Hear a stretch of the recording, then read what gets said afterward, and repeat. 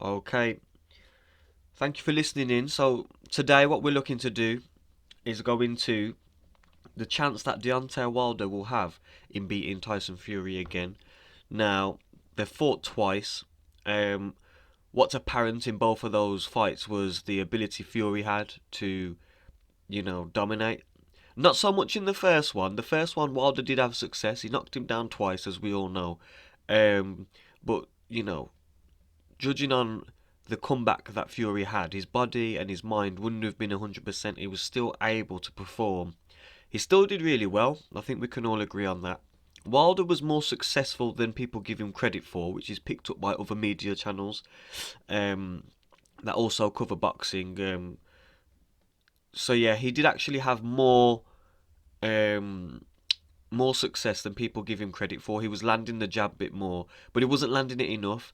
Now in the second fight, it was more. He just got dominated by Fury. Um, can he change anything, or is he just because he is quite a limited fighter anyway? When we look at how he fights, he's not exactly the best. Technically, he relies on that big right hand. Um, he is good at setting it up, but he relies a lot on that right hand. Um, although he has tried to use the jab, I would say one thing that he could do is use the jab more, 100%. Um, when he uses that jab, he can nullify Fury. Fury is very technical. Fury uses feints, he uses ducks, he uses all kinds of evasive defensive techniques in order to combat Wilder. Even though in the second one he was coming forward, he was still kind of evasive. Um, Not the most evasive by any means, but he was still able to evade the shots. Now, if Wilder's using that jab more, even if he's just flicking it out and he's maybe not even getting him, at least he's kind of putting him off the rhythm that Fury has, because Fury likes to get a rhythm going. So use the jab would be the one thing. Maybe even bringing in another trainer. There've been a few people that have wanted to come and train Wilder. I think it would be worth it. I think the main man in the corner, Jay Diaz, I think his name is.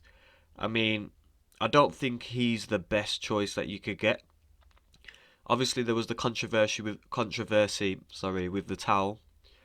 Mark Breland, definitely keep him in the corner because it showed he cared. I think Jay Diaz is too much of a follower. I think Wilder could do with someone that can really communicate with him on a good level, and someone that's got a bit of authority when they're speaking to him.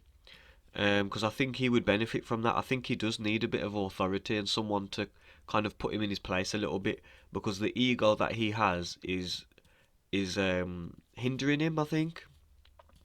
So the second thing would definitely be look to bolster the training. So maybe bring in a new trainer, someone who can try and show him something different. Maybe try and help him work on his movement because his movement isn't great. His fitness is there, his power's there, but technically he's not that sound. And the worrying thing is he's not been working on his technical ability. He doesn't look like he has anyway. I mean, I can't speak because I'm not in his training camp, but from the looks of it, he's not really improving. He's always relied on that one trick, and now he must mentally he must be a bit shot because he's always had this persona of I'm Wilder, I do what I want, but I mean, how can he talk like that? He's still trying to talk like that. He's used a lot of excuses, as we know. I'm not even going to bring them up, but if you're listening to this video, you'll probably know what I'm on about. So, yeah, if he brings in a trainer that has a bit more authority, because I feel like he has a lot of authority in his camp, and whilst that's good for his confidence and his, alpha male ego, you need to get brought down to size a bit sometimes.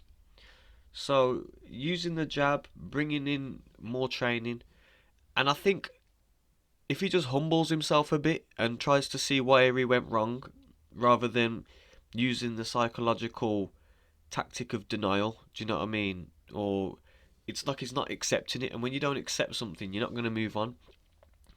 So I think use the jab, bring in someone else that's got more authority with the training, that can show him something different. Um, you know, show him how to be aggressive with Fury, a bit more aggressive. I think he was. he was really took back by how Fury approached him. And then the third one, psychologically, I think he could really do with just coming down to earth. You'd have thought he'd have come down to earth from that beating he got, but clearly not because of the excuses. And boxers do make excuses all the time because they don't want. It's a weird psychological trick again of, well, it was because of this. It wasn't because of how I performed. And sometimes that can help because you're not fully taking on the defeat yourself, and when you do that, it's like a false sense of security. But you know, if you're just real with yourself and you say, "Look, I lost to the better man. What did I do wrong?" and then you attack where you went wrong, like what AJ did with AJ Ruiz. So yeah, quick video on just how I think Wilder could have a chance in beating Fury. Thank you for listening.